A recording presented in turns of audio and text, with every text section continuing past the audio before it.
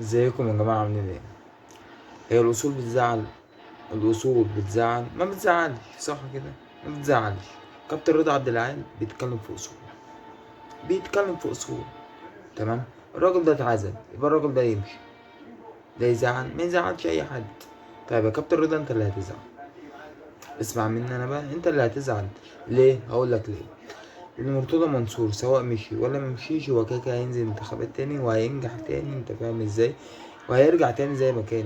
يعني ده مسلسل هرشينه بيحصل كل مرة. هيرجع تاني زي ما كان وأفضل كمان. تمام؟ فأنت اللي هتزعل، لأن أنت هترجع في كلامك ده، كلامك وهجومك الجبار ده، وأنت ماسك فيها ليه، والكلام الحلو أوي ده هترجع فيه. هترجع فيه والله.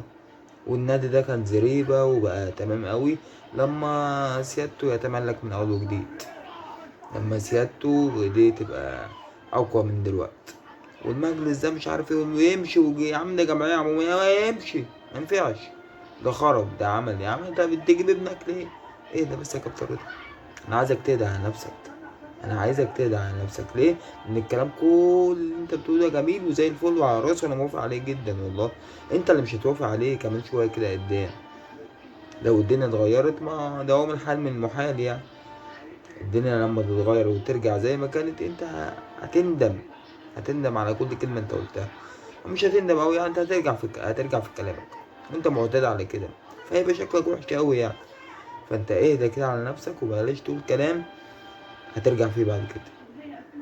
انت عارف كنت اقدر اقول كده لو انت كنت ثابت على موقفك من البداية، زي الاهلاوية المحترمين الكتير اوي. لكن انت معروف، انت على حسب التيار ماشي ازاي همشي معاه. فاهم؟ مساء الفل عليكم.